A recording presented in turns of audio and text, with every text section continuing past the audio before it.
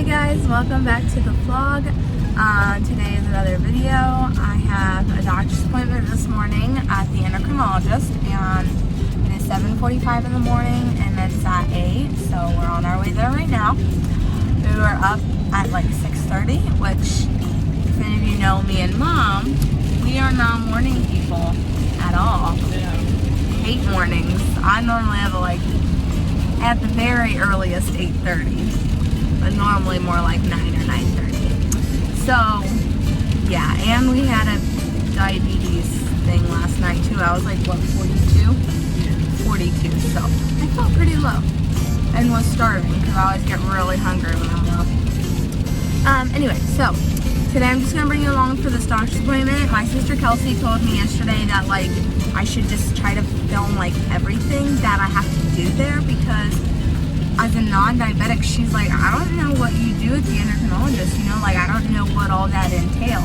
So I'm gonna try to get everybody that I have to see and all of that stuff. So hopefully this will be informative for you non-diabetics and fun to see for you diabetics. Maybe I do stuff a little bit different than your endocrinologist. I don't know. So anyway, let's get on to the vlog.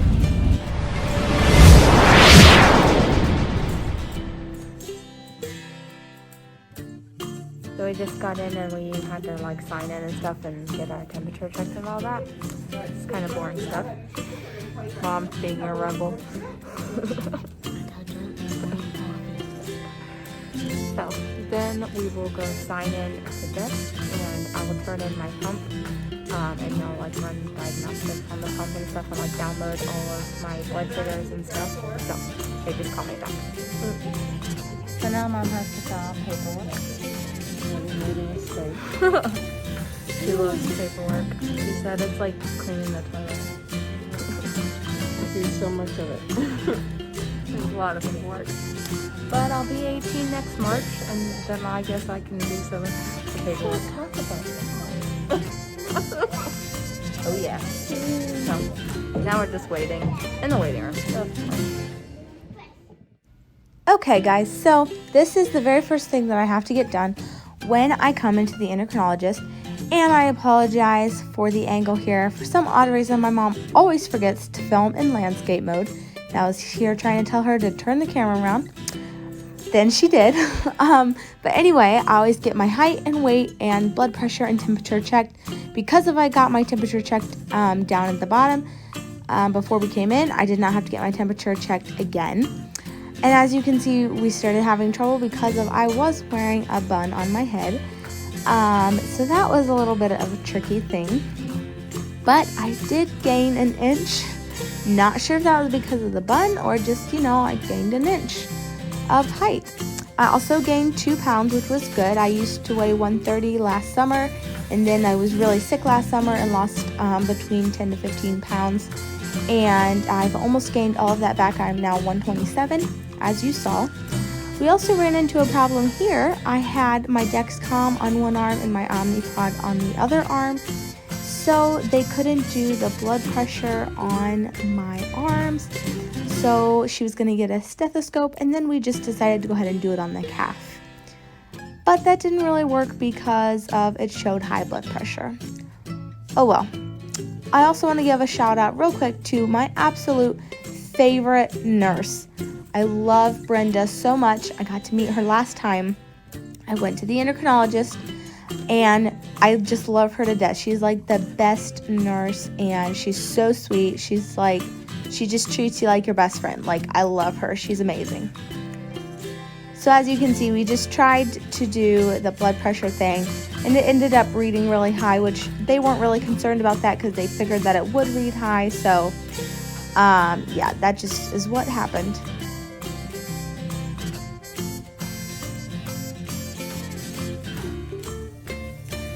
Here she is asking me if I like having my Dexcom on my inner arm, because she said that she had never seen it put there before, and it is my absolute favorite spot. If any of you are scared to put Dexcom in your inner arm, try it. I'm pretty sure you won't regret it, because I know I have never regretted it. I absolutely love putting it in my inner arm.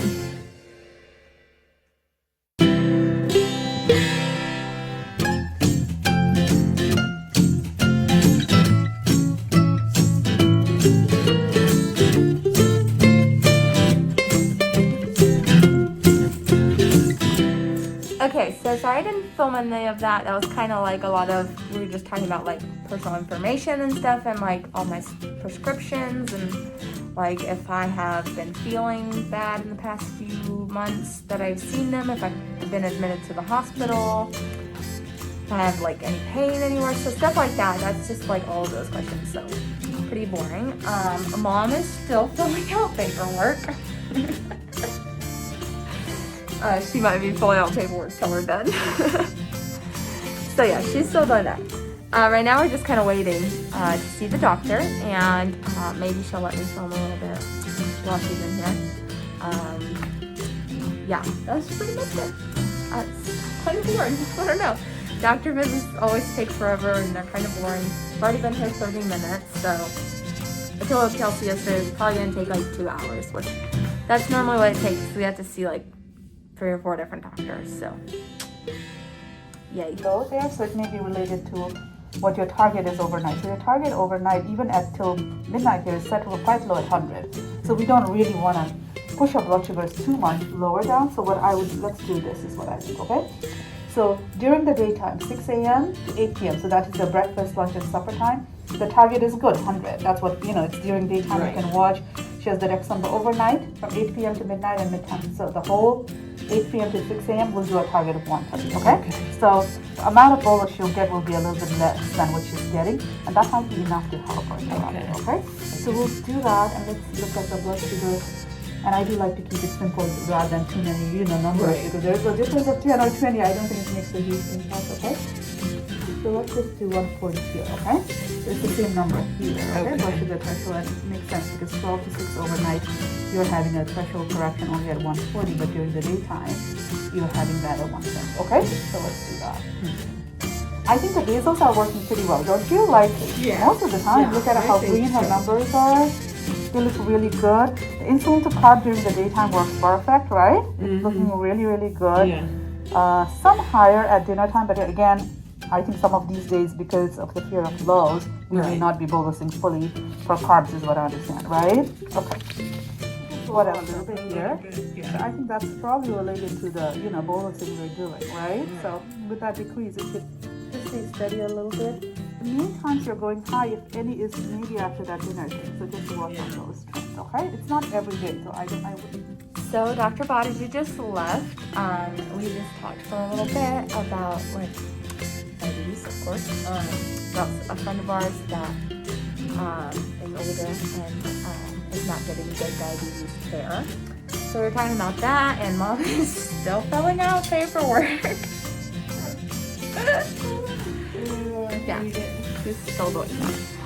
By the way, my shirt, isn't this cute? I will link the Trendy Diabetic down below. So I got a shirt.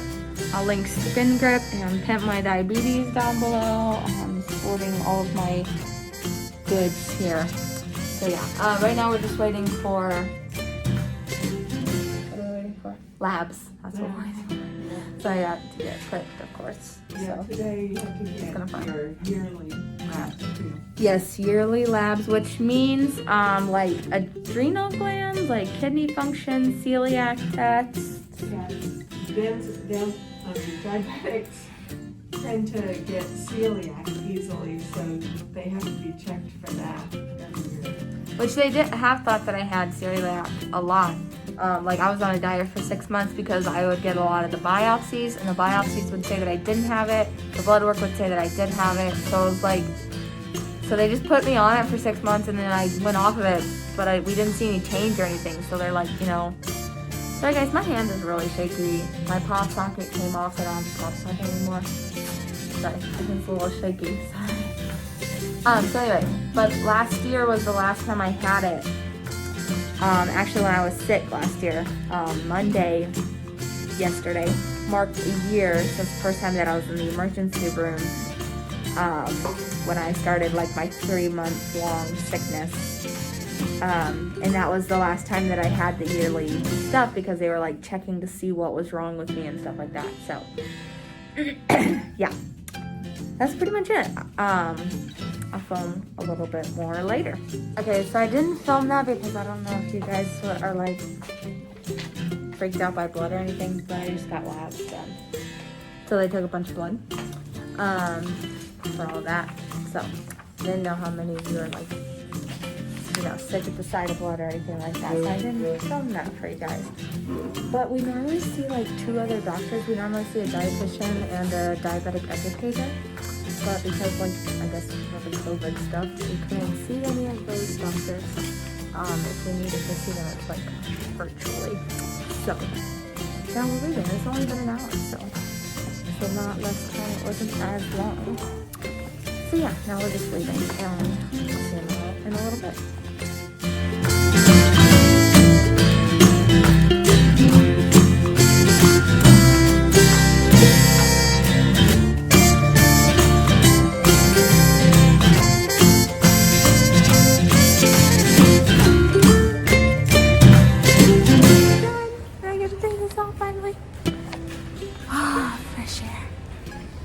Okay, now we're leaving. We're done with this. This is it. Well, okay, we gotta come back in 3 months, but we're done for today. Gotta hit the carb sign. Okay. Okay, so like I said, we're done. I think we're gonna go to Publix right now, I think. I'm just looking on her phone to try to find Publix. That was kind of a very uneventful visit, because we didn't even see all of the doctors that I'm supposed to see because of like COVID, I guess. I don't really know. That's what they said. But that doesn't really make any sense to me, but you know. So anyway, normally I see a diabetic educator, and she is like the one that helps us with my equipment and stuff. So like, I know that we had a question for her, but now I can't remember what the question was. But like, we'll talk to her about like just my pump and like any concerns we have with that and stuff like that. And then I also see a dietitian, and she just kind of helps me. There's a sign for it. She just kind of helps me like knowing what I need to eat, how many carbs for certain meals, like making sure that I have enough protein and all that stuff. So yeah, we didn't see her today either.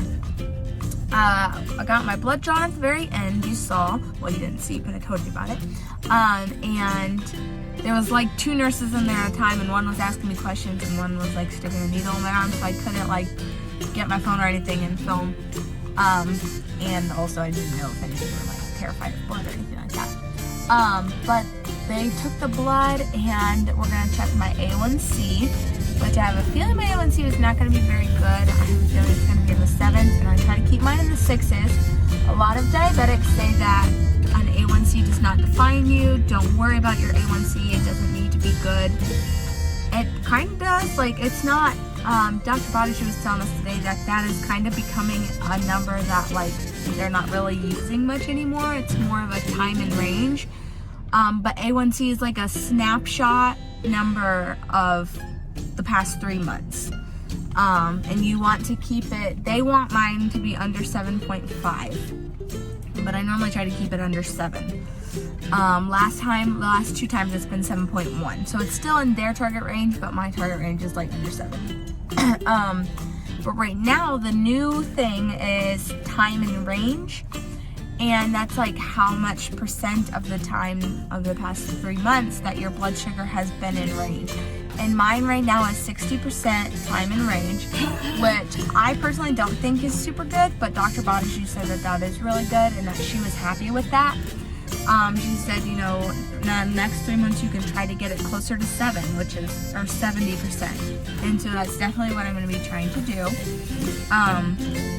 But a lot of diabetics say that like, that number doesn't define you, and you know, it doesn't really matter if it's a high A1C or high time in range or low time in range, but it kind of does, you know, because that's a snapshot. Like if the A1C is high, then that's a snapshot of what the past 3 months have been for you, is high blood sugars, and you really want to do your best to just get it down. And I know that it is hard to keep your blood sugar stable. It is work. It takes work. It's not just, you know, oh, I can take insulin, now I'm fine. You know, if I just take insulin every day, then I'll be fine and like, you know, I don't have to worry about it. That's not how it is. You know, you have to, okay, take a little bit of insulin for this. Oh, well, I exercised also, so now I'm low. Okay, eat a little bit of this while I'm gonna just sit here.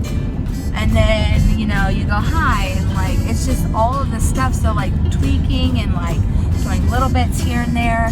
And it's just a lot of work paying attention to your blood sugar. But this is what you have to do to keep yourself alive and healthy. If you don't keep track of keep the A1C lowered, then that can cause kidney damage in the future. You can lose your toes and feet and fingers. Like, it's super, super dangerous to have a very high A1C. And trying to lower that, so, I mean, that is the snapshot of your past 3 months. So that means that your blood sugars have been more in range and more stable. That's what you want, because then you know if your A1C is lower, then your blood sugars have been way better the past 3 months. So my challenge for you today, this next 3 months, is to try to lower your A1C when you go to the doctor.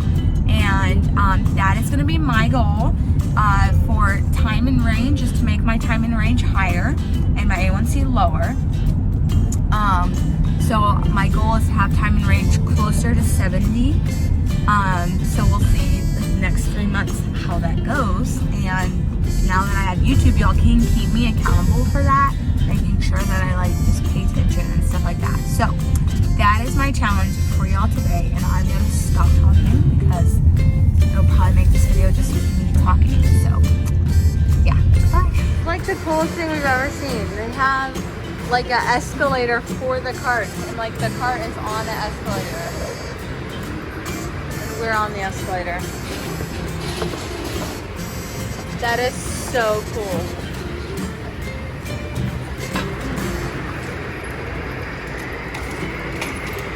That is like the coolest thing ever. Also, we found Glucose SOS here. We've been looking for it like everywhere. Finally found a win for us, because that stuff really helps your blood sugar. Even though it's super expensive, we haven't really been buying. Very expensive. Yes, but we haven't really been buying glucose tabs hardly at all. Like, I've had one bottle of glucose tabs for a long time. So, Glucose SOS, and it tastes really good. But here, we found them in Ohio for like They were $5 $5 or $6. It was not $7.99. And here they were $7.99. That's ridiculous. Publix, you need to up your game better. Yeah, Kroger definitely had. Stay alive, please. Kroger definitely had cheaper Glucose SOS, but oh well, we still found some. It was the first time we found it here in Tennessee, so we just grabbed some, and I was running low. And of course, tomorrow I get my braces, so I kind of need something that's not chewable, hard chewy. I think you got them off the car. Oh, there we go. It's stuck. There we go. Okay, so now we're just gonna unload the cart. Okay, guys, we made it home. I'm eating a bunch of deviled eggs right now because I'm starving because we left so early and I didn't really eat any breakfast. So, I'm eating a bunch of deviled eggs. But, I really hope that you enjoyed this video. I hope it was very informative for you and that you liked it. Remember that I still have shirts that you can buy from me. I leave the email address that you can email me at and let me know if you want one. So I will leave that in the description box down below if you want to get a shirt. Again, I'm fine. Anyway, I really hope that y'all enjoyed this. So make sure you like this video, subscribe to my channel, and leave a comment down below and share this video with your friends. Thank y'all so much for watching. Bye.